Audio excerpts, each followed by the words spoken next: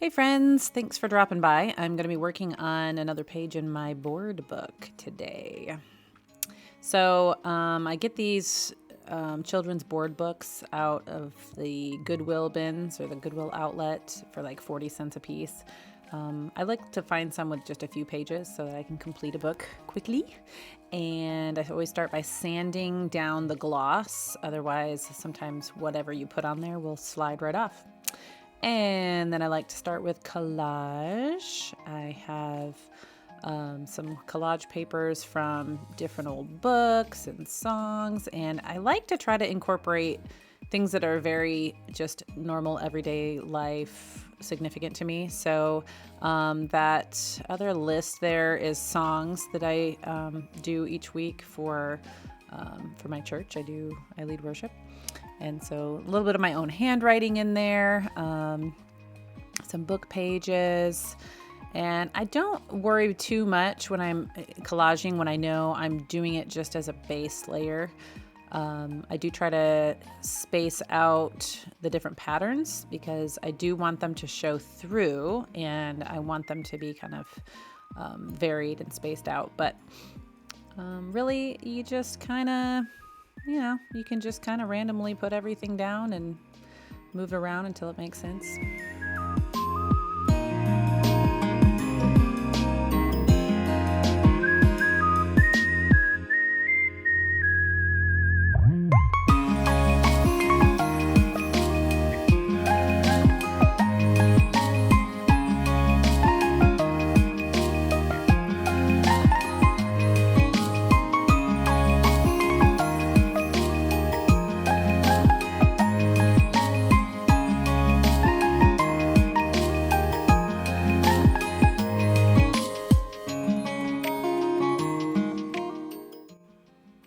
Once you're done collaging, you can go back and tear off the edges that are sticking over, which I didn't mention as you're laying things down. I don't worry about if it falls off the page type of thing.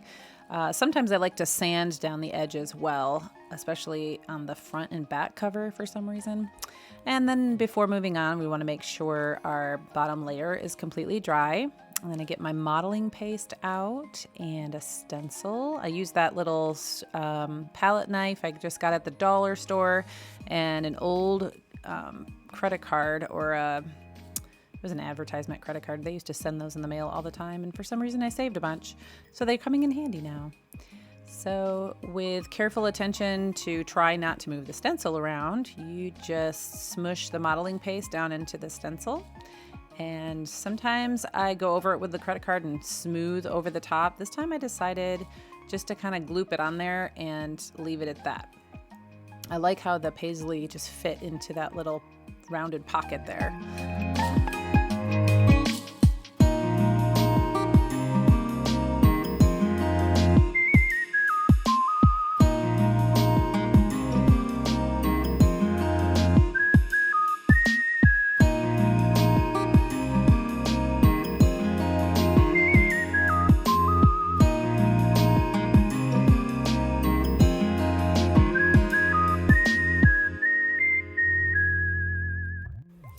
The next step in my little recipe that I like to follow is watercolor. I like to saturate that back layer of collage with color. This is also why I don't use Mod Podge on my collaging, because sometimes it creates kind of a sealed layer and then the watercolors won't soak into the paper as well. So I did notice here I was using blue on top of this really aged page, and it kind of turned it green, which is fine. It just wasn't really the shade of green that I was looking for. So I'll go back and worry about that. I'm using both regular watercolors, and I also got a tray of pearlescent watercolors. They're kind of metallic. They have a little sheen to them. I think I found them at TJ Maxx. But the watercolors are nothing fancy. That you can probably get them at the dollar store or Walmart. And this is just play. I love this kind of art where you just play. Let your brush go wild. Let your intuition take over. Speaking of intuition, that made me think of the personality profile, the Myers-Briggs personality profile. I don't know if you've ever taken that test. It's really interesting. I am an ENFP. So if you're not familiar with that, it's a 4-letter sequence. Each letter you have basically 2 choices. So the first one being an E or an I, which is an extrovert or an introvert. And that's not really referring to your social habits. Although it does reflect on that as well. Speaking of reflection, look at the shiny pages. Ooh. So the introvert extrovert thing is how you process your thoughts. So an extrovert is someone who kind of thinks out loud as they're forming their thoughts, which is me. And I've noticed that in some of my recordings, I will start to say something and then I'll just kind of, I don't know, just change gears without really even segueing.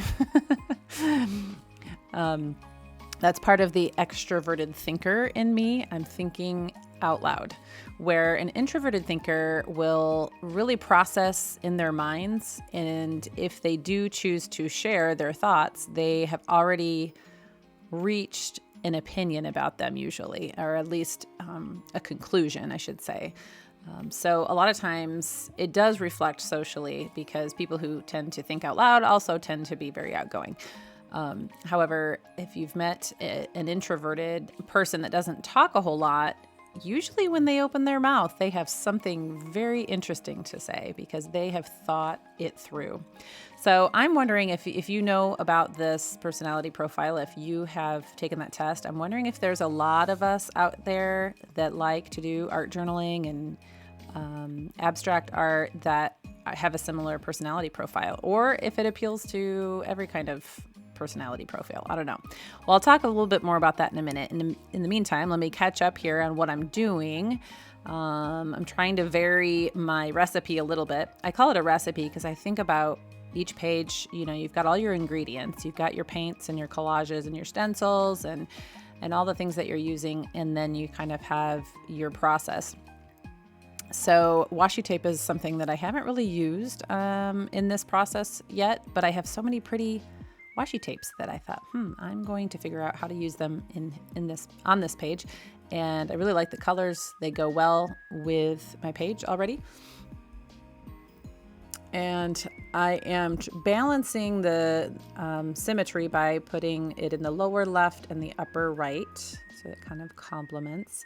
And then as I'm tearing off the little corners, I thought, instead of throwing it away, I'm just going to stick it down in the bottom corner. And then now I have kind of a triangular pattern, I guess is the right word for my elements. And I just loved this little mermaid, not little mermaid, just mermaid, or it could be a big mermaid, whatever it is. It's mermaid looking tape. Anyway, back to the personality thing. So the first is an E or an I. So are you an out loud thinker or do you think in your head?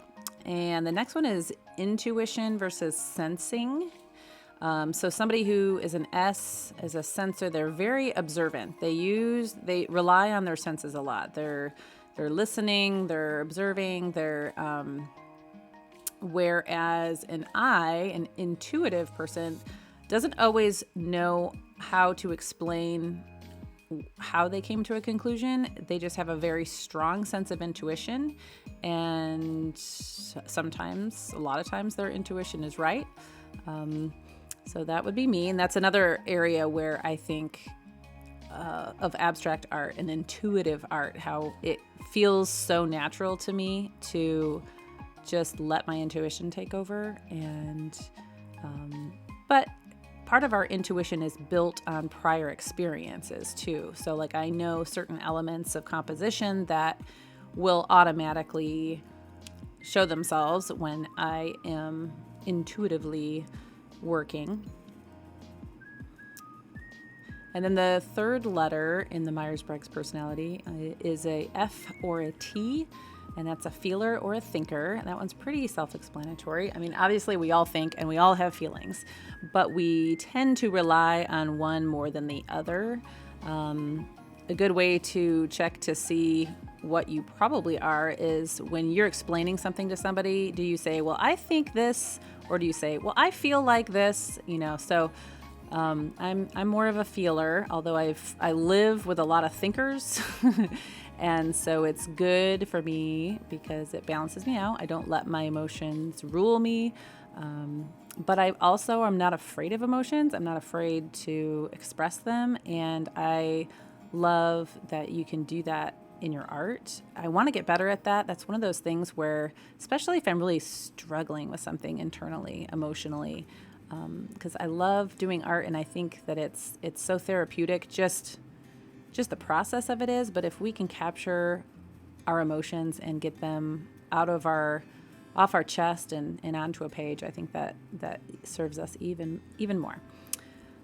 So I moved on to a gold marker pen. This is an old Zig pen that I got when I first started scrapbooking when my twins were babies. So I think I got that marker probably 16 years ago and it still works. I don't even know if that company still exists, but I think they were mainly a scrapbooking supply store or company. Do what you can with what you have where you are. Yes, self-explanatory. Actually, that applies to so many things. It can apply to someone just starting out in art thinking, oh, I don't have all the right tools. I don't really have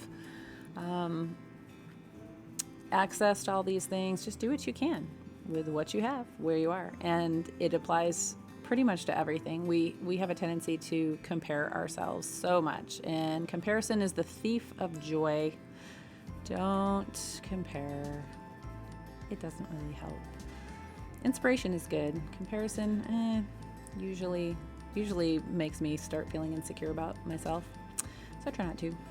But the gold in the washi tape is actually what made me think, ooh, I'm going to add more and more gold to this element. To this page. Yeah. Okay, so ENFP. Okay, so the last letter in the personality profile is either a P or a J. That stands for perceiver or judger.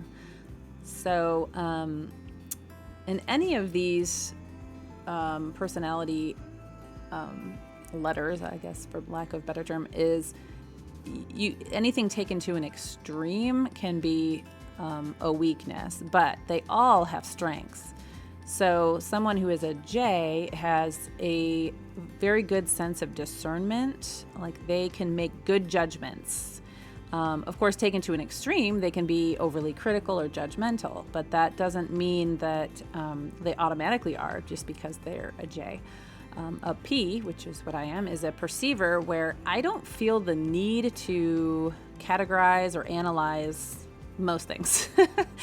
I'm terrible. I couldn't tell you, what somebody was wearing and if I liked it, yesterday or what. I just, for one, I'm not that observant about clothes, but I also don't really have an opinion on a lot of things, which for some of my friends who are J's, that just baffles their mind. They're like, well, what do you think about that? I'm like, I don't know. I don't really have an opinion.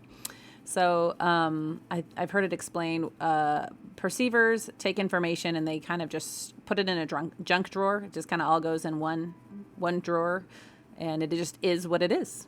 But perceivers can be very perceptive as well. Kind of goes with the intuition where perceivers can pick up on things, nonverbal things, really well.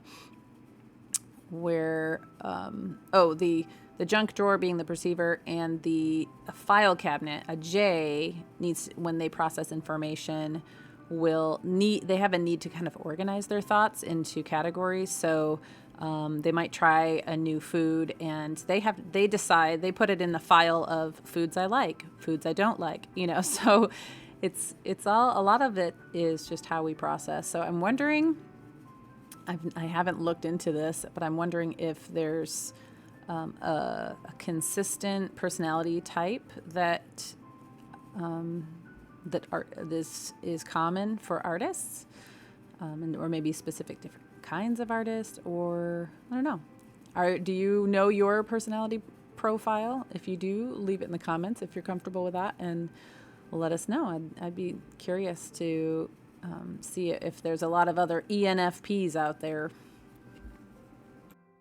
Well, thanks for hanging out with me today. Hope you enjoyed watching me build my page and discuss personality types.